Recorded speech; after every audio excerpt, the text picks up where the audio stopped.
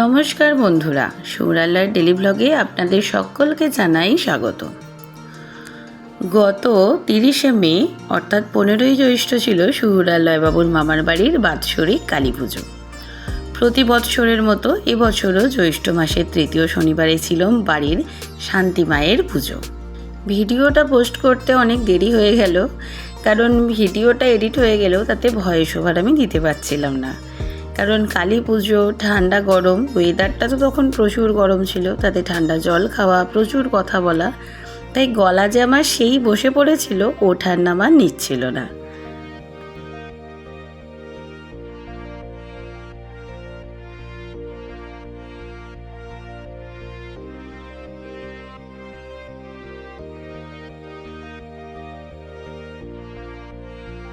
সকালবেলা ঘুম থেকে উঠেই আমি আলপনা দিতে বসে পড়েছি, আর এদিকে সৌরালয়বাবুও ব্লগ বানাচ্ছে। বললো, মা দাঁড়াও, তোমার ভিডিও করে দিই। যদিও ভিডিও তো ওদের এত নড়ছে যে আমারই দেখতে গিয়ে মাথা ঘুরে যাচ্ছে, তবুও করেছে যখন থাক। মামা আলপনা দিচ্ছে, ওরা ভিডিও করছে। ওরা খুব সুন্দর কথাও বলছিল, কিন্তু কথাগুলো আমি এখন দিতে পারবো না, কারণ তখন আমি খেয়াল করিনি যে খুব আস্তে বক্সটা বাজলেও তার আওয়াজটা কিন্তু আমার ফোন খুব ভালোভাবে ক্যাচ করে নিয়েছে। এদিকে লয়বাবু প্রথমে ভিডিও করেছে, সেটা দেখে তো সৌরবাবুরও খুব ইচ্ছা, মাম্মাম আমিও ভিডিও করব, তাই ও একটু ভিডিও করেছে। অনেকক্ষণ থেকেই দু ভাই বলছিল, মাম্মাম আমরাও আলপনা দেব। তাই বললাম, ঠিক আছে, ফোনটা রেখে দাও, আমি সব আলপনাগুলোর বাইরের আউটলাইনটা করে দিচ্ছি, তোমরা ভিতরটা করো। প্রতি বছর নতুন আলপনা দেওয়া হলেও এবছর দেখলাম আলপনাগুলো ওঠেনি, আর এখন তোলার মতো টাইম ছিল না। বেশি কিছু না, সামান্য মিউরিক অ্যাসিড দিয়ে একটু পরিষ্কার করলেই পুরো পরিষ্কার হয়ে যায়।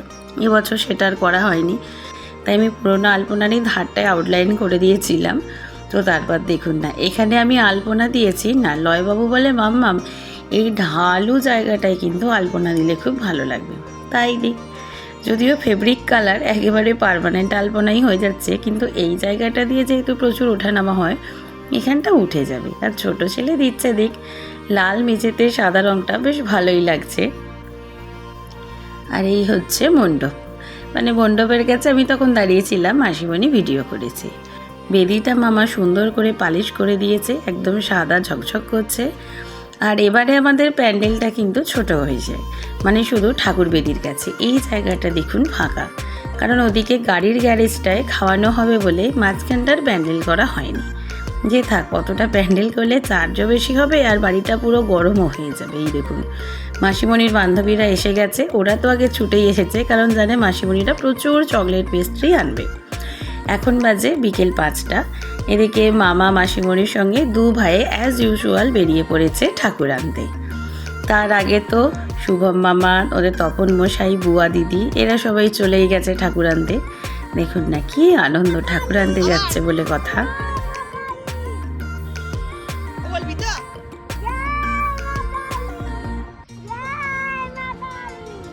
এই দেখুন, আমার মেজ পিসি অর্থাৎ ওদের প্রিয় মেজ দিদুন এখন নারকোল করতে ব্যস্ত, নাড়ু হবে বলে। এই দেখুন, এই ভিডিওটা মামা করেছিল, কারণ মাসিমণি আর দাদুনের সঙ্গে সৌরালয়বাবুর এবারে যেতে একটু লেট হয়ে গেছে, কারণ ওরা ঘুমিয়ে পড়েছিল। তো মামা, মশাই আর বুয়া দিদি আর রিজু মামা গিয়েছিল ঠাকুর আনতে। এদিকে আমাদের ঠাকুর তো প্রস্তুত ছিলই, কারণ আমাদের বলা থাকে ঠাকুরকে রেডি করে রাখতে।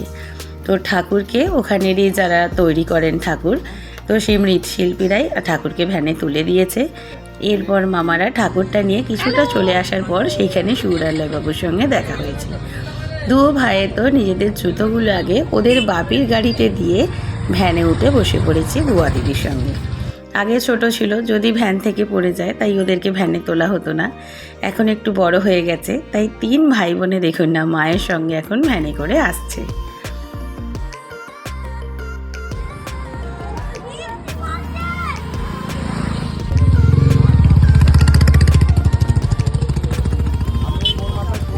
এদিকে প্রতি বছরের মতোই আমাদের ঢাকি কাকুদের বলা হয়েছিল 12 নম্বর রোডের কাছে চলে যান, তো সেখান থেকে মাকে ঢাক বাজিয়ে বাড়িতে আনবেন।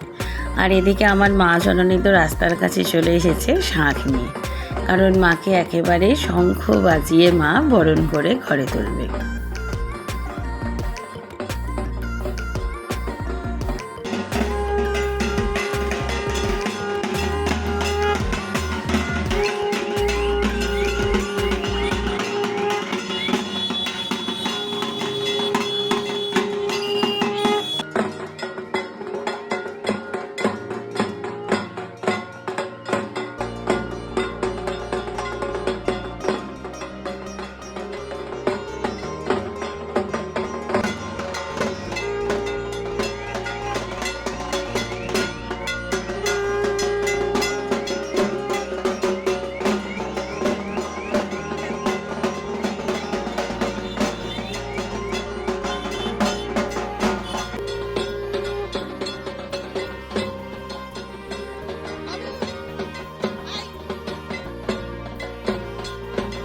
আমার সেজ পিসিমণি এখন বালতি করে জল নিয়ে চলে এসেছে ভ্যানের চাকায় দেওয়ার জন্য। কারণ এটা একটা নিয়ম যে বাড়িতে নতুন বউ আসুক বা নতুন বাচ্চা আসুক বা যে কোনো শুভকর্মে যে জানে করে কোনো ব্যক্তি বা এরকম ঠাকুর আসে, সেই জানের চাকাকে ঠান্ডা করতে হয়। আগেকার দিনে ঘোড়ার গাড়ি ছিল, ঘোড়াকে জল খাওয়াতো, হাতিকে জল খাওয়াতো। এখন তো আর গাড়ি জল খেতে পারবে না, তাই তার চাকাকেই ঠান্ডা করা হয়। এতটা রাস্তা সেই ঘর্ষণ সহ্য করে এসেছে, এই হচ্ছে আমাদের মা। এদিকে এদের তিনজনের তো নামার নামই নেই। বললাম ওরে তোরা নাম, তারপর তো মাকে নামানো হবে। দেখুন এখনও কিন্তু মণ্ডপটা ফাঁকা লাগছে। এরপর যে মাকে বসানো হবে পুরো মণ্ডপটা একেবারে ভরে উঠবে। এতক্ষণ আলোও জ্বলছিল, তবুও যেন ঝলমলে ব্যাপারটা ছিল না।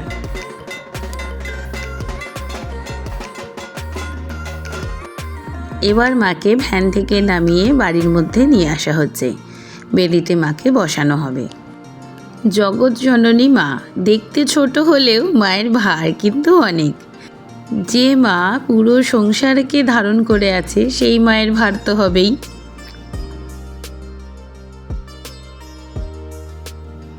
এতক্ষণে পুরো মণ্ডপটার রূপ খুলল, বেদিটাও পূর্ণ হলো। এতক্ষণ বড্ড বেশি ফাঁকা ফাঁকা লাগছিল, কি অপূর্ব লাগছে দেখুন।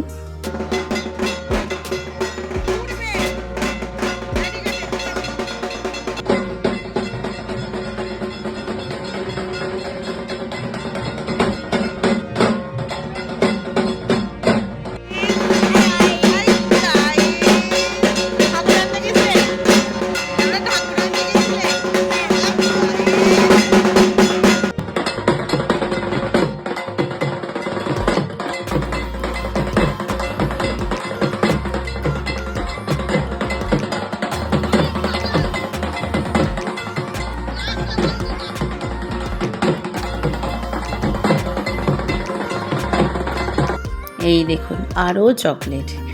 মানে এদের তো পুজোর দিন প্রচুর আনন্দ, যত সবাই আসে ওদের জন্য আগে চকলেট আনে।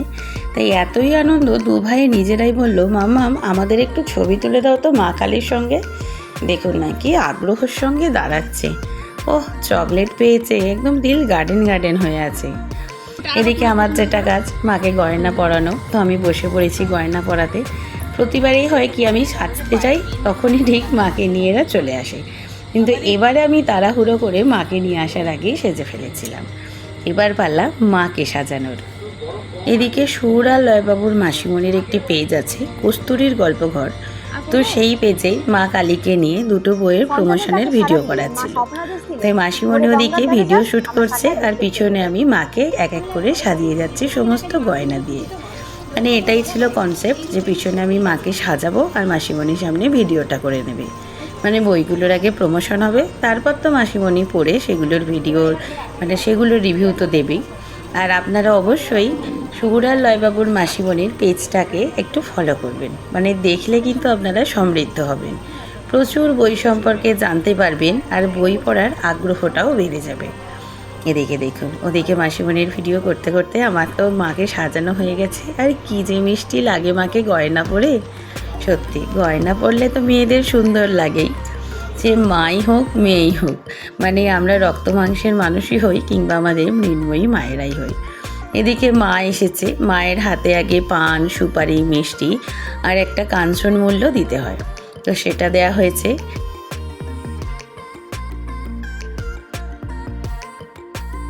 দেখুন কি অপূর্ব লাগছে। যদিও আমি ভেবেছিলাম এখানে ভিডিও হচ্ছে, কিন্তু তখন বুঝতে পারিনি ওটা ভিডিও হয়নি, শুধু একটা ছবি উঠেছে। এরা দু ভাই তো একবার ধুতি পাঞ্জাবি পরে দাঁড়িয়ে পড়েছে ছবি তুলতে।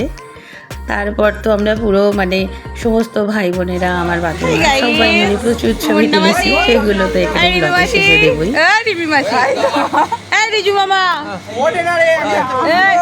তোকে দেখা যাচ্ছে মা মায়ের সামনে এখন ছবি তুলছি, আর সুর আর লয়বাবু এখন খালি ঘরে ফোন দেখছে। আলা হয়ে গেছে আমাদের মিষ্টি মা। আমি কি উঠে পড়বো? এখানে আছে ওদের তাতাই মাসির ছাত্রছাত্রীরা, মানে ম্যাডামের বাড়িতে পুজো এসেছে, ওদের সঙ্গে ছবি না তুললে হয়, তাই আগে ওদের একটা ছবি তোলা হচ্ছে, তারপর আবার মাসিমণিও ওদের সঙ্গে কিছু ছবি তুলবে। এখানে সমস্ত অতিথি অভ্যাগতরা বসে আছেন, যদিও সমস্ত না, তখনও লোকজন অতটা আসা শুরু করেনি। দাঁড়ান, ওদিকে একবার ঘুরিয়ে দিই। অন্যান্য বারে এই জায়গাটাতেই খাওয়ানো হয়, আর রাস্তার এই সাইডটায় লোকজন বসে থাকে, আর এইখানটা বড্ড বেশি গ্যাদারিং হয়ে থাকে। এবারে যেহেতু খাওয়ানোর জায়গাটা একটা সাইডে চলে এসেছে, তাই পুরো উঠানটা একদম ফাঁকা আছে, খোলামেলা, আর গরমে একটু কম লাগছিল। আমার ছোট মাসি মেসো দুজনে পিছন ঘুরে বসে আছে, আমি ঘুরিয়ে নিই। Hi guys, hi guys. বাবা, এদিকে রান্না বাড়া সব হয়ে গেছে, তাই অন্নপূর্ণাকে দিয়ে আমি আগে সুর আর লয় বাবুর জন্য একটু খাবার দাবার নিয়ে চলে এসেছি। মানে সুর, লয় আর ওদের দাদা বিতান দাদা, তান বাবু। কারণ এখন যদি একটু খাইয়ে দিই, একটু পরে খিদে পেলেই তখন কান্নাকাটি করবে। আর এই হচ্ছে আজকের মেনু। মাখামাখি হয়ে গেছে, কিন্তু চিকেন নয়, এটা পনির। এটা তো মা কালী চিকেন খায় না, মা কালী পনির খায়। খাবি? তোমরা একটা খাবে কচুরি? খাও না, খাবে না? মিষ্টি খাবে? গায়ে মাখবি না, জামায় মাখাবি না। তোমাদের অল্প করে খাইয়ে দিই।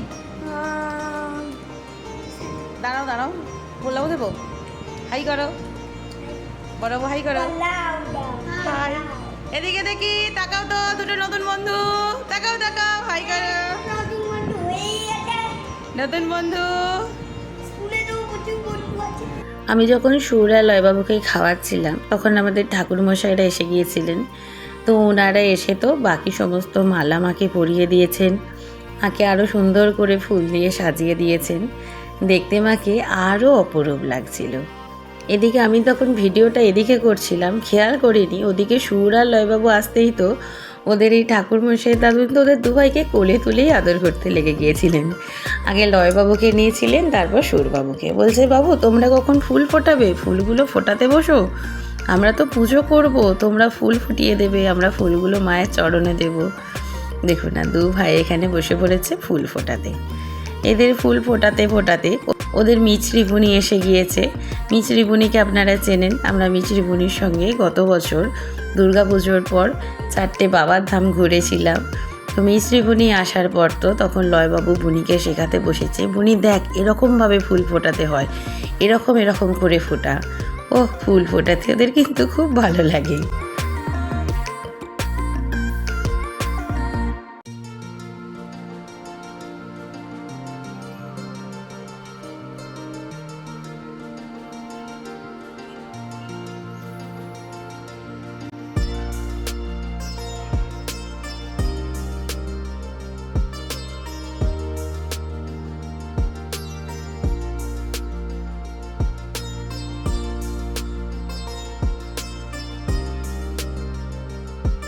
এদিকে আমার এক বড় মা এসেছিলেন পুজোতে, তো তার সঙ্গে তো লয়বাবু খুব গল্প করছিল। তারপর ওদের কাছে ওদের সঞ্জু মামাও এসে গেছে। তো সঞ্জু মামার সঙ্গে গল্প করতে করতে হঠাৎ দেখলাম সুরবাবু, বিতানবাবু সবাই ছুটছে, কোথায় যাচ্ছে। লয়বাবুও তো ফুল ফেলে ছুটলো। না, ওরা একটা নতুন জিনিস আবিষ্কার করেছে ওদের কিরণ দাদার কাছে, যে কোনো একটা ফাঁকা বোতলকে মানে মাথায় শুধু আলগা করে চিবিটা লাগিয়ে দিয়ে যদি বোতলটাকে খুব জোরে চাপ দেওয়া হয়, চিবিটা উড়ে যাচ্ছে। সেটা ওদের খুব ভালো লেগেছে, যে নতুন রকম বোম ফাটানো উপর দিকে কিন্তু ছুটছে। দেখুন না, বিতান দাদা তো কিরণ দাদাকে আর ছাড়েনি, তার সঙ্গেই ছুটছে আরও বোতল নিয়ে আসতে। ও লোকজন খাচ্ছে, সেই এঁটো বোতলগুলোকে নিয়ে ওরা এখন খেলা পেয়েছে। এদের যে কখন কি ভালো লাগে। এদিকে একটু একটু করে সময় চলেছে, আর ঠাকুরমশাইরাও এদিকে পুজোর সমস্ত উপাচারগুলো এগিয়ে রাখছেন। ওদিকে আমাদের মাধবী কাকিমা, আমার মেজ পিসিমণি, এরা সবাই মিলে পুজোর জোগাড়টা করে ফেলেছে। তো এবার এখানে ঠাকুরমশাইরা ঠাকুরের কাছে যে মানে উপাচারগুলো করার, যে নিয়মগুলো করার, সেগুলো সব করে রাখছেন। এদিকে একজন বানাচ্ছেন পঞ্চগুড়ি দিয়ে বালির উপরে আসন, এর উপরেই মাটির তালের উপরে বসবে দেবীঘট, তাতে থাকবে পঞ্চপল্লব ও ডাব। আর ওদিকে আমাদের কানাই জেঠু, মানে আমাদের বাড়ির যে কুলপুরোহিত, সেই কানাই জেঠু আর মাধবী কাকিমা মিলে বাকি যে সমস্ত অর্ঘ্য বা অন্যান্য জিনিস করা সেগুলোকে করে রাখছেন। এদিকে আমি তখন একটু ফাঁকা ছিলাম, তাই আমিও বসে পড়েছি কিছু ফুল ফোটাতে। কারণ পুজোর জন্য এমনি 108টা পদ্ম ফুল নিয়ে এলেও অন্য আরও সবাই যে আমাদের অতিথিরা এসেছিলেন সকলে মায়ের পুজোর জন্য ফুল এনেছেন, মালা এনেছেন, তাতে আরও গোটা 50 পদ্ম ফুল বেশি হয়ে গেছে। তো সমস্ত ফুলগুলোকে ফোটাতে হবে, কারণ পুজো এবার শুরু হবে। তাই এই ভিডিওটাকে কিন্তু আমি এখানেই শেষ করব। আপনাদের সঙ্গে দেখা হবে আবার পরের ভিডিওতে, কারণ ভিডিও না হলে অনেক বড় হয়ে যাবে। এর পরের ভিডিওয়ে আপনারা পুজো দেখতে পাবেন, আর তারপরের দিনের ভিডিও। তাই ভিডিওটাকে এখানেই শেষ করছি। আপনাদের সঙ্গে দেখা হবে আবার পরের ভিডিওতে। সবাই ভালো থাকবেন, সুস্থ থাকবেন, আর অবশ্যই আমাদের সঙ্গে থাকবেন। জয় মা কালী, সকলকে ভালো রাখো, সকলের মঙ্গল করো।